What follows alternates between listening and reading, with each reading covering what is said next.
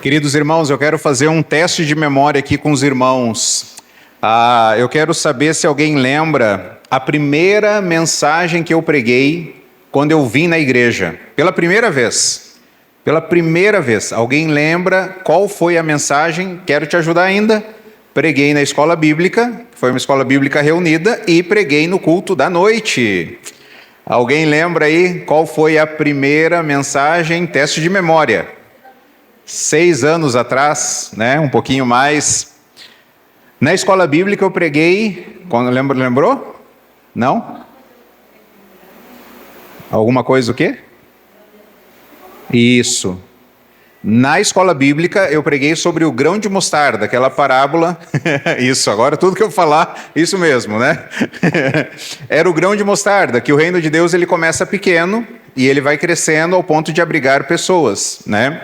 E à noite, a mensagem que eu preguei à noite, né, naquele culto que estava um calor, né?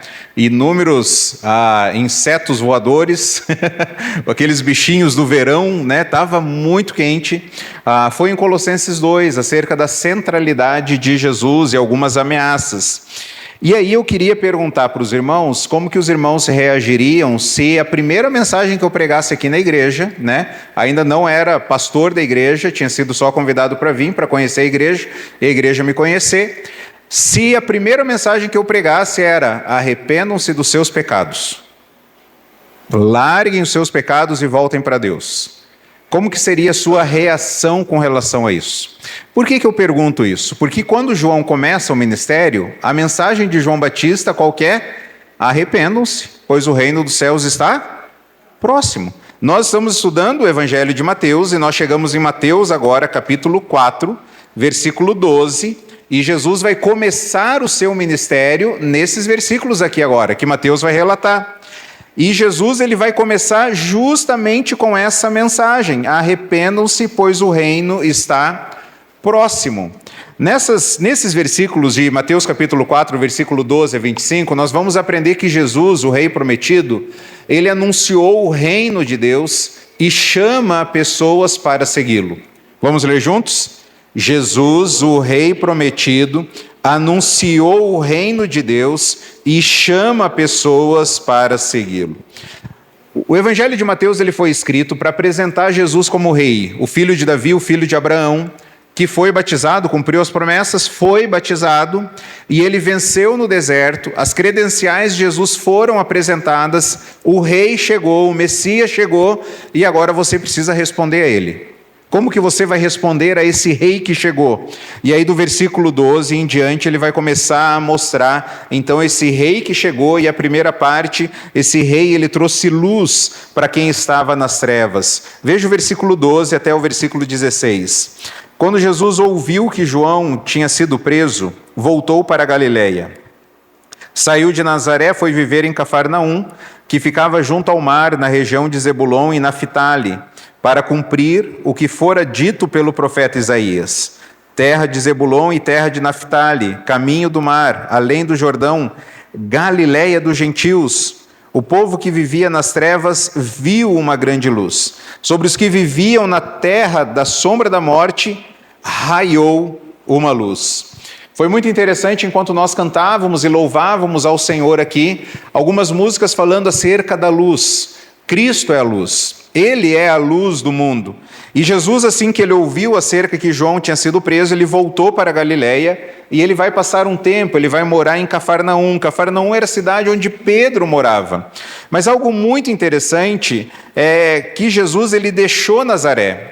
E o Evangelho de Lucas, ele nos dá alguns detalhes do porquê que Jesus deixou em Nazaré. Em Lucas capítulo 4, no versículo 16 a 30, ele vai terminar com essa informação aqui. Ele vai falar o seguinte: todos os que estavam na sinagoga ficaram furiosos quando ouviram isso.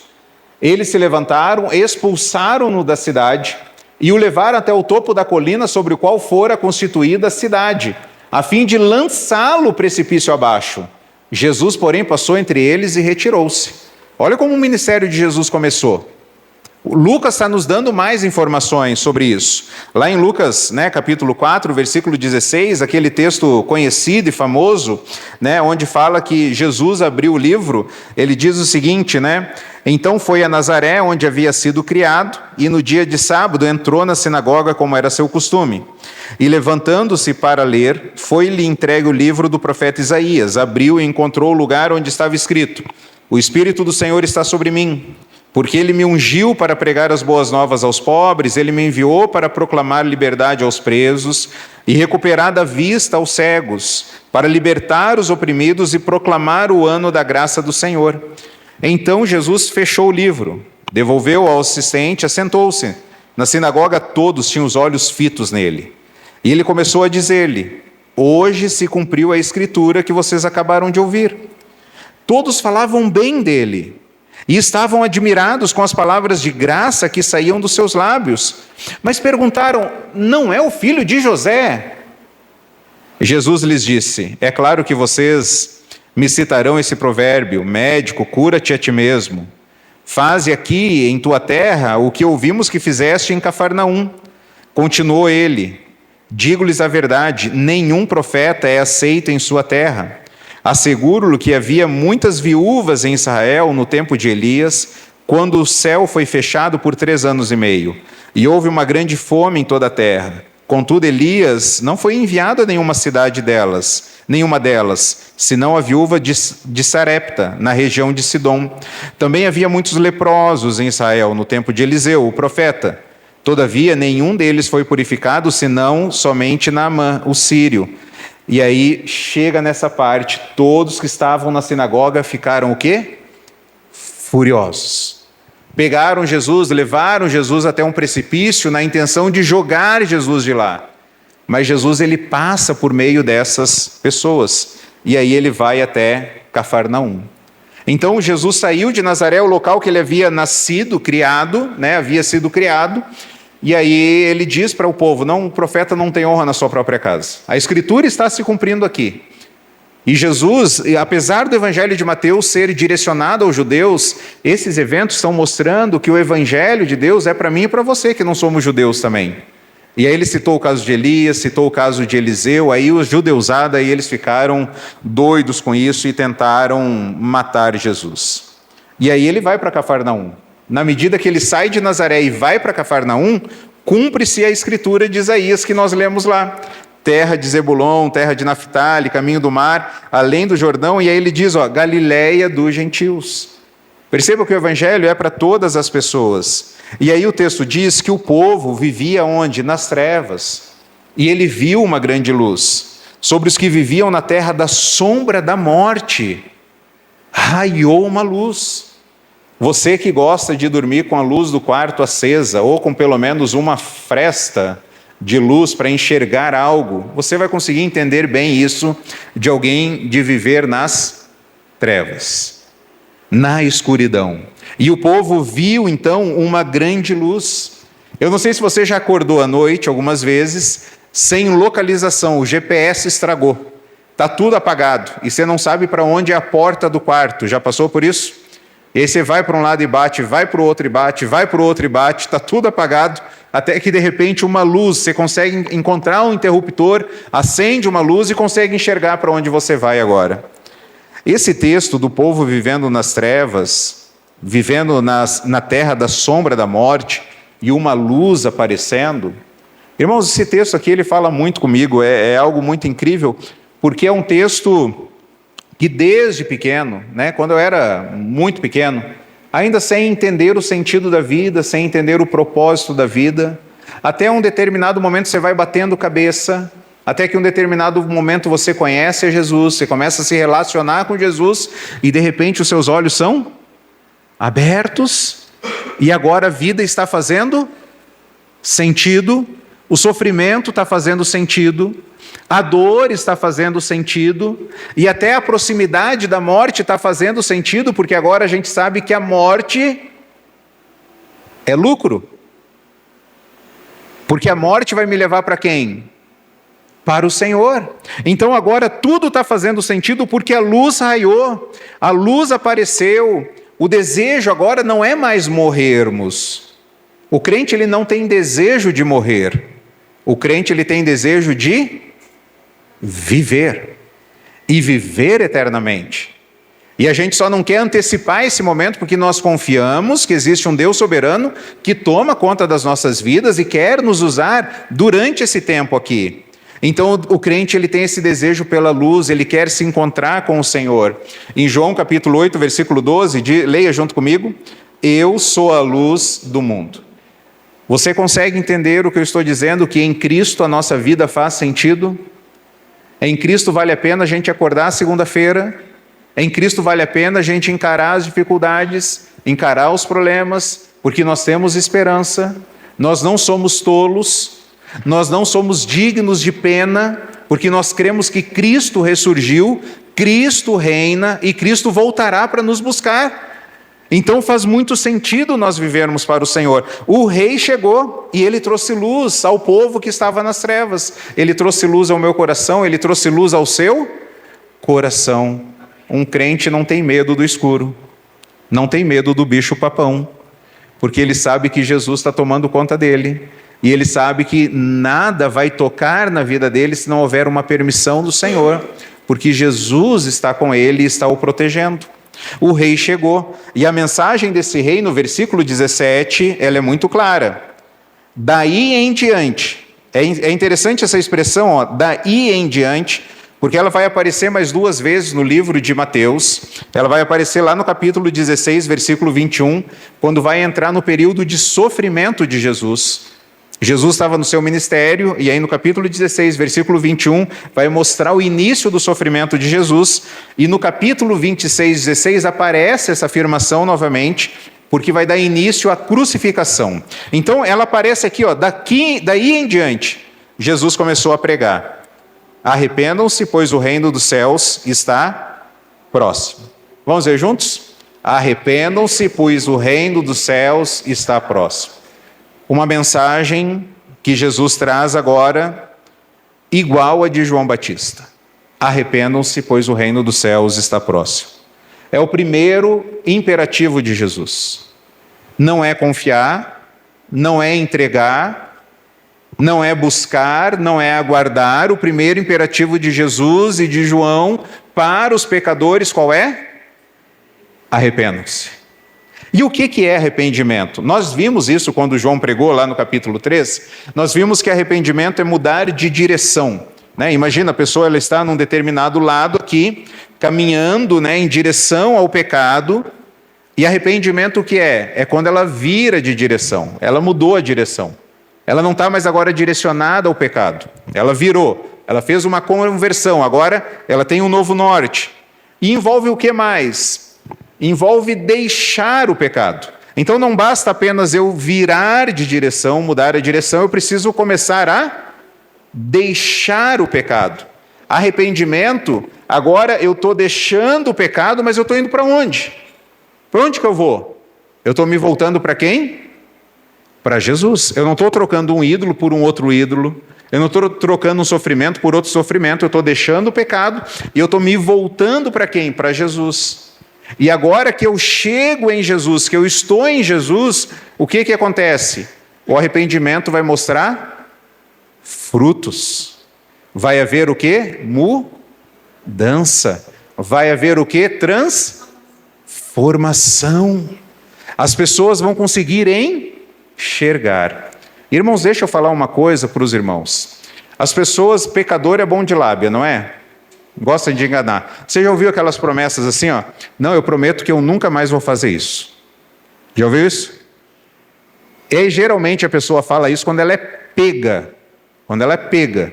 Não é que ela pecou, se arrependeu e chega para alguém e fala assim, ó, eu fiz uma coisa errada. A gente está lá com a Sarinha e a Sarinha ela tem aquela inclinação maternal dela, né? Uma amiga nossa fala que a Sarinha é a mãe da Safira e a Marilis é a babá da Safira. Porque a Sarinha, os irmãos lembram, às vezes ela trazia os filhos dela para a igreja, né? Os bonecos dela. Agora ela tem uma boneca de verdade lá, né? E pega, e embala, e acalma, e fica, né? Tudo lá. E a casa lá tem, né? É estreita. E aí tem alguns móveis lá, por exemplo, que tem uma quina que não é uma quina arredondada igual essa aqui, né? Às vezes a gente indo com a cabecinha fala assim, deixa eu virar para cá, né? Vai que dá uma batida ali com a cabecinha na quina, né? E aí hoje de manhã a gente conversando com a Sarinha, a gente falou, ó filha, a Marília já tinha falado com ela, e hoje a gente conversou com ela, fala, filha, se algum dia você tá com a Safira, e por acaso você bater com ela em algum lugar, por acaso a Safira cair, você tem que falar para o pai e para a mãe. Agora se coloca na cabecinha de 6 anos, você apronta uma dessa. A mãe e o pai falam assim, ó, não mexa com ela lá na cama, deixa ela lá na cama, deixa em tal lugar, não pegue. Aí você, hein, 6 anos, você vai lá, desobedece, eu vou pegar porque está chorando, ou porque babou, ou porque não sei o quê, mas havia uma ordem, não pegue, e ordem é para ser obedecida, não é ser questionada, não é ser interpretada, é obedecida. A ordem é não pegue. Mas o que eu vou fazer? Vomitou. Chama, mas não pegue, obedeça. Aí ela vai lá na boa intenção, pega e de repente a nenê, pum, cai no chão. Você falaria para o seu pai, para sua mãe? Se eu falar, os meus pais vão voltar a ter 2 filhos. Não é verdade? Não é esse o nosso raciocínio? E a gente conversando com ela, se um dia acontecer alguma coisa, você precisa vir contar para o pai e para a mãe. Você precisa superar o medo e vir contar. Porque algo sério pode acontecer. A gente precisa saber se bateu na quina, se bateu no liso, se na hora que caiu ficou quietinha, se na hora que caiu chorou, se ela caiu de rosto para baixo, de costas para cima, de barriga para cima, não importa, se precisa vir e falar. Irmãos, fruto de arrependimento é quando a pessoa deixa o pecado e se volta para Deus, independente se é alguém viu ou não. Só que geralmente o pecador é o quê? Só admite, só fala que pecou quando é pego. Alguém viu lá e fala assim, e aí esse pecado? Eu estou arrependido. Tá nada. Tá nada. Porque se tivesse arrependido, tinha falado antes. Sim ou não? Tinha falado antes. Mas a gente não é Deus, a gente não consegue saber o coração da pessoa. Aí o que vai ter que acontecer? Agora o tempo vai mostrar. Agora vai ter que ser um tempo maior para mostrar se de fato a pessoa está arrependida ou não. E aí, quando nós estamos de fato arrependidos, a nossa vida ela está sendo transformada e não precisa ninguém vir falar para nós, ninguém nos exortar. A gente se acerta com quem? Com Deus. Deus fala conosco, Deus mostra para nós. Deus nos aflige porque Ele não nos deixa pecar em paz. Se você está pecando e está em paz e está tudo bem, liga o alerta. Talvez você não é filho. Porque Deus disciplina quem? Ama. Se toda hora que você está pecando, você está incomodado, fala, eu não devia ter feito isso, meu Deus do céu, o que eu vou fazer? Eu preciso pedir ajuda, eu preciso procurar alguém, eu preciso confessar o meu pecado. Quem está afligindo você é quem? O Espírito Santo. E Ele quer que você largue o pecado. Mas se você está lá, se lambuzando no pecado, né? Ai, que delícia. Hoje foi bom demais. Quando que eu vou de novo? E nada acontece, acendo alerta. Talvez você não é filho. O Espírito Santo não está incomodando.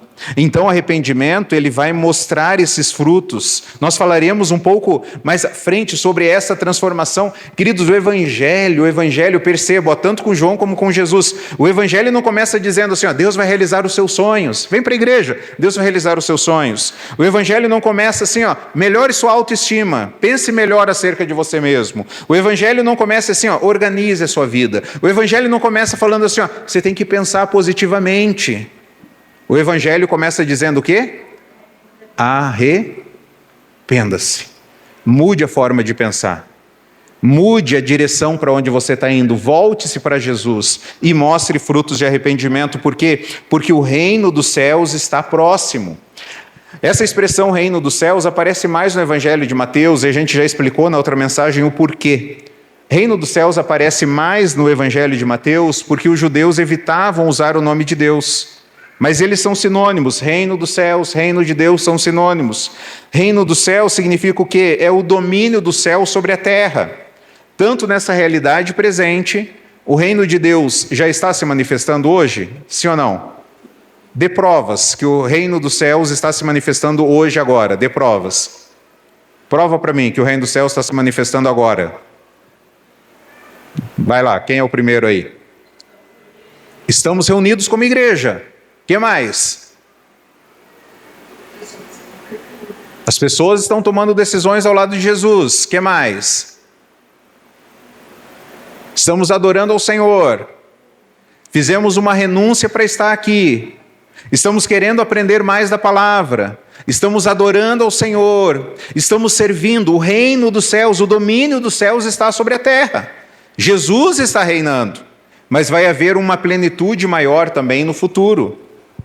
E é algo muito interessante que só é possível compreender o reino de Deus se nascer de novo. Talvez todo domingo você tenha aquela decisão, vou na igreja ou não vou na igreja, não é verdade? Será que eu vou hoje? Será que eu não vou hoje? Passa por isso? Estou pensando em ir, acontece alguma coisa. Ah, mas eu tenho que ir, eu tenho um compromisso para estar lá. Tem gente que não tem nem desejo disso, concorda comigo? Tem gente que passa domingo e pós-domingo não tem desejo de se reunir como igreja.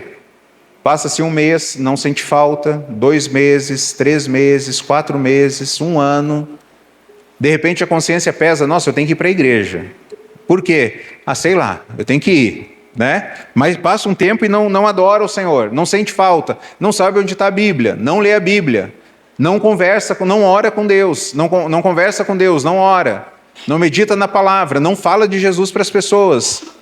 A pessoa não consegue enxergar nada. O Evangelho de João, capítulo 3, versículo 3, só é possível entrar e acessar e compreender e ver o reino dos céus se a pessoa nascer de novo. Como, Jesus? Como que eu consigo? É preciso nascer de novo. O reino chegou, o rei chegou, Jesus começou a reinar. E a mensagem dele para mim e para você é: arrependa-se, pois o reino dos céus está próximo. Nós já fazemos parte do reino de Deus, mas tem muitas e muitas áreas na minha vida, na sua vida, que a gente precisa submeter ao reinado de Jesus, não tem?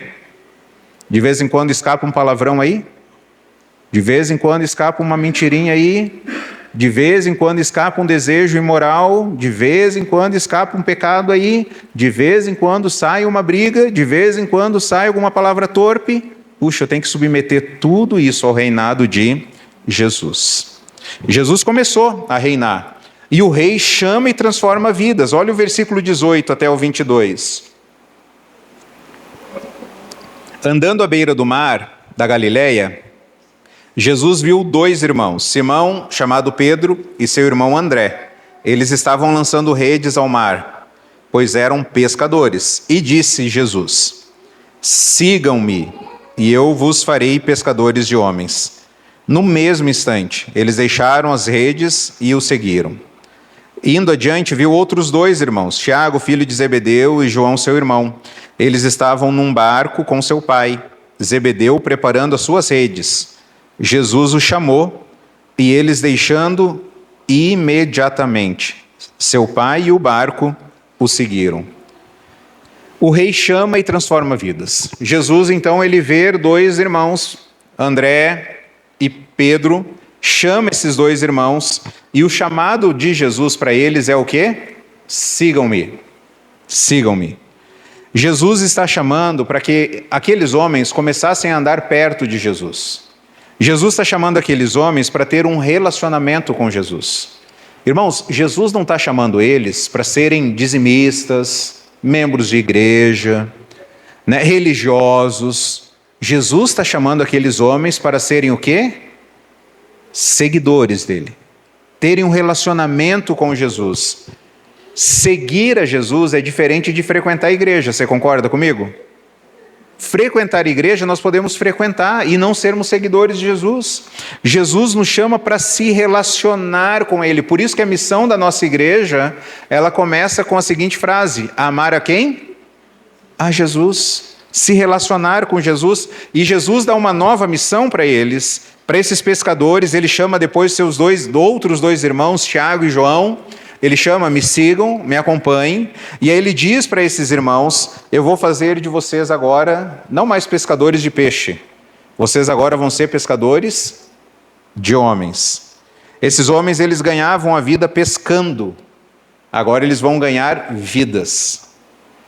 Deixaram as suas redes. O texto diz que Tiago e João, sim, eles estavam junto com seu pai. Talvez tinha uma pequena empresa, eles estavam trabalhando juntos ali. Eles deixam a empresa, eles deixam a forma de sustento deles, eles deixam a família e começam a seguir a quem? A Jesus. Irmãos, Jesus vai falar mais para frente no Evangelho de Mateus: se alguém ama mais o pai ou a mãe, o que ele diz? Não precisa me seguir, não. Olha como é sério. Se ama mais o pai, ama mais a mãe, os tios, ama mais os parentes, você não consegue confrontá-los, você não consegue chamá-los ao arrependimento, você não consegue dizer para eles que seu primeiro amor é Jesus, e eles são em segundo ou terceiro na sua vida. Se você coloca o seu filho acima de mim, você não é digno de mim. Você não precisa me acompanhar. Eu não preciso de você. Jesus não precisa de nós. Quando Jesus nos chama, é para que nós possamos amá-lo em primeiro lugar, viver para Ele. Por isso que Ele nos chama que nós devemos nos arrepender. E é algo muito interessante, porque tanto Pedro como André, como Tiago e João, qual a profissão deles aqui? Qual era a profissão dos 4 aqui? Pescadores. Pelo menos dos 12, 4 eram pescadores. Por que Jesus começou a chamar pescadores? Quero ouvir os irmãos aí. Por que começa... Por que pescadores? Não poderia ser uma outra profissão? Carpinteiro, igual o Pai de Jesus? Vendedor? Por que pescadores? Algumas razões aí.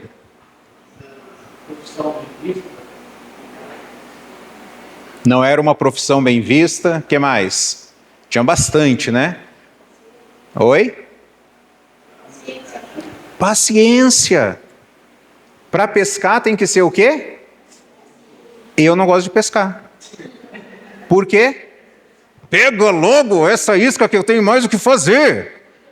Ser pescador é ser paciente. Põe a vara lá, põe o matinho na boca e fica esperando. Não, eu tenho mais o que fazer, gente, para. Tem gente que gosta de pescar, né? Pescar relaxa, sim ou não? Pescar me irrita. Pescar me irrita, né? Mas os pescadores, eles têm que ser o quê? Pacientes. O que mais? O que mais que os pescadores têm que ser? Insistentes, perseverantes. O que mais? Pescador é CLT? 6 da tarde estão indo embora? Não, o que acontece depois que chega com o barco? Tira o peixe. O que mais? Limpa o peixe. Guarda o peixe, lava o peixe, vende o peixe, assa o peixe, come o peixe, tira a isca do peixe, né? A isca, a espinha, né? É muita coisa. E aqui, que nem a gente viu, prepara as redes para voltar para outro dia.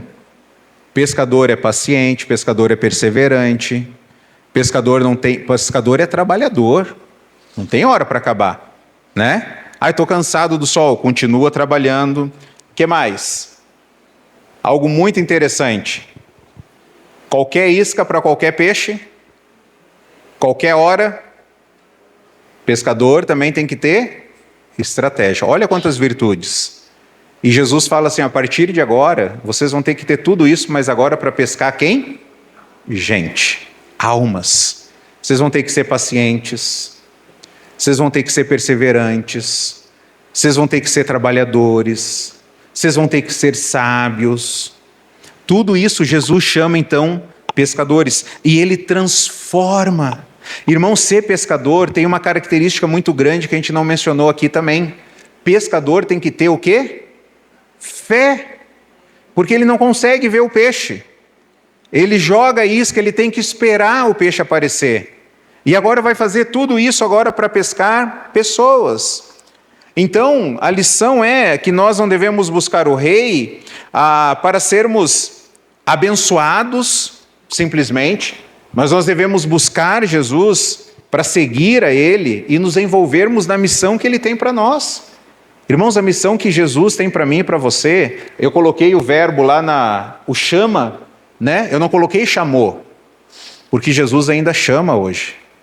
Ele chama a mim, chama você, e talvez Ele fale assim, não fica tanto com foco em ganhar dinheiro, não fica tanto com foco na sua rede, eu tenho uma missão maior para você. Eu quero que você seja o quê? Pescador de homens. Eu não estou onde você está e você não está onde eu estou, mas aonde você vai indo, vai jogando a isca, vai jogando a isca, vai jogando a isca, vai jogando o evangelho. Pescadores de homens. Por isso que a nossa missão aqui na igreja, além de amar a Jesus, é ajudar as pessoas a serem o quê? Transformadas por Ele. Porque Jesus ainda transforma a vida. Aqueles homens estavam pescando, agora eles são o quê? Pescadores de gente. Deixaram seus negócios, deixaram as suas famílias e foram seguir a Jesus. Em quarto lugar, o rei manifesta o seu poder, a esperança para quem está quebrado. Olha o que diz do versículo 23 até o versículo 25. Jesus foi por toda a Galileia, ensinando nas sinagogas deles, pregando as boas novas do reino e curando todas as enfermidades e doenças entre o povo. Notícias sobre ele se espalharam por toda a Síria, e o povo lhe trouxe todos os que estavam padecendo de vários males e tormentos, endemoniados, epiléticos e paralíticos, e ele os curou. Grandes multidões o seguiam, vindas da Galiléia, Decápolis, Jerusalém, Judéia e da região do outro lado do Jordão. O rei agora que chegou, ele está manifestando o seu poder. Ele está manifestando o seu poder através do ensino, através da pregação, através da cura. E para nos ajudar aqui a entender, né, o que Jesus está ensinando, né, qual que é o objetivo? O ensino é para formar discípulos. Você vai explicar um pouco mais. A pregação para que é? Prega para chamar o arrependimento e fé. É um chamado. Se arrependa, confia. E a cura? A cura é para manifestar o poder e a misericórdia de Deus. Então Jesus ia passando pelas cidades, ele ia ensinando, ele ia pregando, ele ia curando. Vai aparecer no Evangelho de Mateus mais à frente de novo. Então lembre disso, o ensino de Jesus é para formar em nós, em mim e você, discípulos semelhantes a Ele. O caráter de Jesus em mim e em você. O seu filho vê Jesus em você. Os seus colegas do trabalho verem Jesus em você. Na rua, ver Jesus em você. As pessoas verem. O ensino é para isso. A pregação como um arauto é para proclamar, para anunciar. Arrependa-se. Confie em Cristo. E a cura é para restaurar, é para manifestar o poder e a misericórdia de Deus. E a esperança para quem está quebrado. Olha quem vinha para ele. Várias enfermidades e doenças, pessoas padecendo de muitos males, muitos tormentos, endemoniados, epiléticos, lunáticos e paralíticos. Como saber, Jesus, que o reino chegou? Olha todo mundo que Jesus está curando. Como saber que Jesus é real hoje? É a transformação na minha e na sua vida. Nós fazíamos algumas coisas que nós não fazemos mais. Um casamento que é restaurado, um filho que volta a ser obediente, um pai que se preocupa mais com a presença no lar, uma esposa que ao invés de ser briguenta, agora é uma auxiliadora. Um funcionário que antes só pensava em extrair da empresa, agora ele pensa em contribuir. A transformação chegou. A notícia na época de Jesus se espalhou e o povo começou a trazer multidões, pessoas para Jesus. Fala de Decápolis aqui. Decápolis era uma liga de cidades. Irmãos, a fama de Jesus se espalhou aqui de forma extraordinária. E as pessoas chegaram para Jesus. E Jesus ainda cura hoje. Amém? Ele cura hoje ainda. Ele cura os nossos corações. Ele cura. Ele faz a gente perdoar. Não é verdade? A nossa vontade é matar. Nossa vontade é triturar. Nossa vontade é sumir com alguém. Mas Jesus vai lá, nos dá graça e fala: você está perdoado em nome de Jesus. Vai e não peques mais. Jesus cura os nossos corpos hoje. Ele usa a ciência, pode às vezes não usar a ciência, mas ele cura. Mas com certeza Jesus curará por completo o nosso ser, quando nós estivermos na presença dele. Aí é o que o texto diz. Lá, hein, irmãos? É lá, não vai haver mais dor. Lá. Aqui tem o quê? Dor. Lá não haverá mais morte. Aqui nós lidamos com a morte. Lá não haverá mais lágrimas. Aqui nós choramos. E chorar não é pecado. Por que que não é pecado? Porque Jesus chorou. E nós podemos e nós devemos chorar, seja na escola, seja em casa, aonde nós estivermos, nós podemos chorar. E alguém vai chegar para você: nossa, você está chorando hoje no serviço, está tudo bem com você? Está tudo ótimo. Por que você está chorando? Porque eu estou conversando com Jesus. Fica tranquilo aí, está em paz. A lágrima está correndo, mas estou tranquilo. Irmãos, o rei chegou. Ele trouxe luz para quem estava nas trevas. A mensagem do rei é: arrependam-se, pois o reino dos céus está próximo. O rei chama e ainda transforma vidas. O rei manifesta o seu poder, a esperança para nós, para quem ainda está quebrado. Mas qual que é o problema de tudo isso, irmãos? Qual que é o problema de tudo isso? É que nós não queremos olhar para a luz.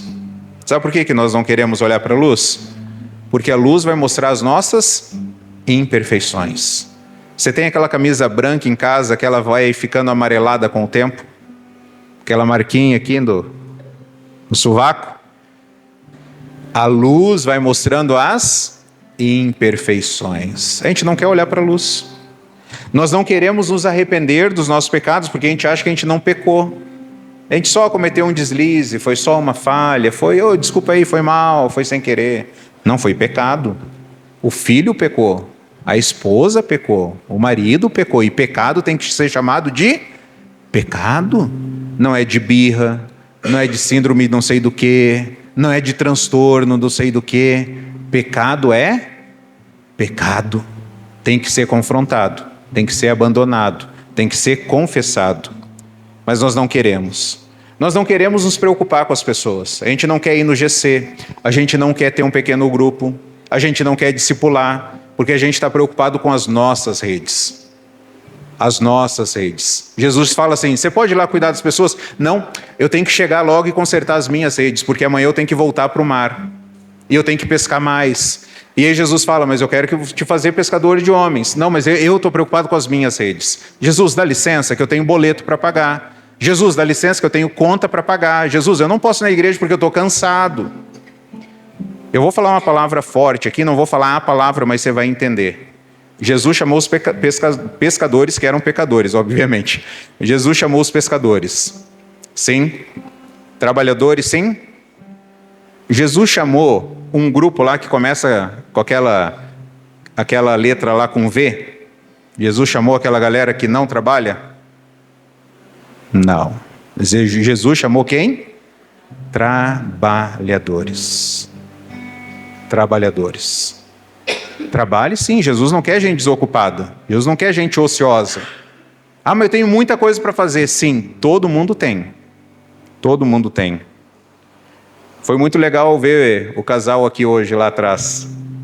Porque trabalharam ontem, estavam trabalhando hoje. É a semana que vai preparar algumas coisas lá para Mar. E aí eu falei: eu acho que eu não vou ver vocês à noite. Eu pensei, né? Eles estão aí. Não sei que horas. Acordam de madrugada, né? Para ir trabalhar. Não sei que horas vão fazer as coisas. Deus chama quem? Trabalhadores, irmãos. Trabalhadores. Mas nós não queremos pescar almas eternas, porque a gente está preocupado com as coisas desse mundo. Irmãos, pesque almas. Almas eternas. Não pense só em adquirir dinheiro, poder, pagar conta. Se você fizer isso, você vai ser igual ao mundo. E Jesus está chamando o quê? Pescadores de homens. A pessoa de Jesus, o Rei prometido, ele vem e na sua obra de morrer na cruz e manifestar a chegada do reino, e nos reconciliar com Deus, a sua obra, o seu ensino agora de chamar pescadores e pecadores ao arrependimento, ao discipulado através de Jesus agora, eu gostaria de deixar algumas lições aqui para nós. Em primeiro lugar, quando Jesus ir até você, responda com arrependimento e fé. Vamos ler juntos? Quando Jesus ir até você, responda com arrependimento e fé. Aceite uma verdade aqui, não é você que procura Jesus, tá? Não é você que procura Jesus. Se os seus olhos foram abertos, se você viu Jesus, é porque Jesus foi até você. Ele foi até a terra de Zebulon. Ele foi até os irmãos. E ele veio atrás de mim, ele foi através de você. Porque antes de Jesus nós estávamos mortos em nossas transgressões e em pecados. Nós estávamos com os nossos olhos espirituais fechados e Jesus foi até nós. E como que nós devemos fazer agora? Responder a isso com arrependimento e fé. Em segundo lugar, Jesus chama trabalhadores. Seja um trabalhador diligente. Envolva-se na obra. Senhor, eu quero fazer mais para o Senhor, para alcançar a salvação, para ser salvo? Não, é porque eu já sou salvo. Jesus, eu quero ser pescador de homens. Eu quero chegar no céu com várias pessoas te adorando. Jesus chama trabalhadores. Em terceiro lugar, é uma pergunta aqui que a gente precisa responder. Você segue a Jesus como a multidão ou como os discípulos? Os discípulos seguiram a Jesus, sim ou não? Mas uma multidão foi até Jesus também, sim ou não? Tem diferença? Eu fiz um paralelo aqui. O discípulo, ele prioriza Jesus, a prioridade é Jesus. A multidão, ele se aproxima de Jesus quando precisa. Eu tenho que ser curado, aí ele vai para Jesus. Eu estou triste, vai para Jesus. Eu preciso disso, vai para Jesus. O discípulo abandona o que compete com Jesus. O futebol está competindo com Jesus, eu largo o futebol. Eu fico com quem? Com Jesus. O emprego está competindo com Jesus, eu vou ter que arrumar outro emprego. Não dá. Fulano está competindo com Jesus, entre você e fulano, entre você e Jesus eu vou ficar com quem? Com Jesus, só lamento. Ele abandona o que compete com Jesus. A multidão busca aquilo que Jesus pode oferecer. O discípulo, o que ele faz? Ele caminha com Jesus. Nessas provações aí que a gente tem passado, uma irmã ali de Limeira, ela sempre fala assim, quando a gente troca algumas mensagens, ela diz o seguinte: eu oro para Jesus para encontrar Ele nos lugares. Eu quero encontrar Jesus, eu quero ver Jesus. Um discípulo caminha com Jesus. A multidão está perto, mas não se compromete. O discípulo obedece ao chamado de Jesus. Jesus chamou? É agora, Senhor. É uma ordem, Jesus? Então estou dentro. A multidão faz o quê? Só segue quando é conveniente. O discípulo ama Jesus acima de tudo. A multidão admira Jesus. Jesus é legal. Jesus é fera, hein? Como o meu time de futebol é legal também, como a minha casa é legal também, como o meu trabalho é legal também. Jesus é mais uma coisa só. O discípulo não. O discípulo ama Jesus acima de todas as coisas. Quarta lição. Como igreja, um compromisso nosso aqui, irmãos, como igreja, vamos oferecer o que Jesus oferecia. Amém? O que Jesus oferecia? Pregação, ensino e transformação. Isso basta. Isso é suficiente para as multidões perceberem a luz. Você não precisa entreter a multidão. Só oferece o que Jesus oferecia: palavra, ensino da palavra e transformação, mudança de vida. Uma família que é restaurada, um marido que é restaurado, uma esposa que é restaurado. Transformação de vidas. E, em último lugar, o rei chegou. Arrependa-se, siga-o e proclame. O rei está aqui. O que você vai fazer? Se arrependa dos seus pecados, siga Jesus e proclame a Ele. Amém? Vamos fechar os nossos olhos, falar com Deus. Deus, obrigado, Pai, pela sua palavra. Obrigado porque o rei chegou. Obrigado porque o rei chama, o rei transforma, a luz apareceu e nós podemos ver a Jesus. Obrigado porque a sua mensagem é para nos arrependermos. Então nós pedimos que o Senhor nos ajude a se arrepender dos nossos pecados. Que os maridos aqui presentes possam se arrepender de alguns pecados. As esposas se arrepender de alguns pecados. Os filhos se arrependerem de alguns pecados. Nós como igreja, Senhor, se arrependermos de alguns pecados. Porque o reino dos céus está próximo, o reino chegou, o reino já foi inaugurado. Nós já fazemos parte do seu reino e nós queremos viver para a sua glória e viver para o seu louvor. Obrigado porque o Senhor transforma vidas ainda, Pai. Transforme essas vidas aqui presentes. Transforme a minha vida, transforme a minha família, transforme a família de cada um dos irmãos, o casamento de cada um, os filhos de cada um, Senhor, que ao sairmos desse prédio, ao irmos para o trabalho, ao conversarmos com amigos e familiares, que as pessoas possam ver a luz de Jesus. O Senhor é a luz e que nós possamos brilhar a luz do Senhor. Que as pessoas vejam transformação em Iracemápolis, que as pessoas vejam transformação em Limeira, em Rio Claro, as cidades ao nosso redor, o seu povo sendo espalhado, entrando nas trevas, mostrando que existe uma luz que é Jesus. Ó Pai, então ajuda-nos e use-nos na nossa geração, no nosso tempo, para que nós possamos viver para a sua glória e o seu louvor. E nós te agradecemos, Senhor, porque o Senhor cura e restaura pessoas quebradas. Nós, aleijados, nos achegamos até o Senhor e o Senhor curou o nosso coração. O Senhor já curou o físico de algumas pessoas. O Senhor tem esse poder, mas acima de tudo, Senhor, nós clamamos para que o nosso coração seja 100% curado.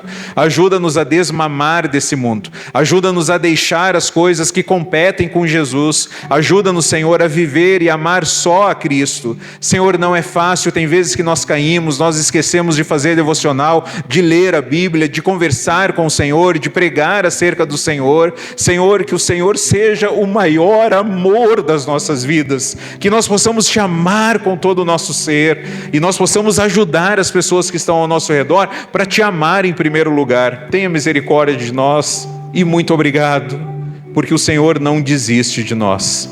É no nome do Senhor Jesus, o nosso maravilhoso Deus, que nós oramos. Amém. Vamos louvar e exaltar esse Deus tão maravilhoso.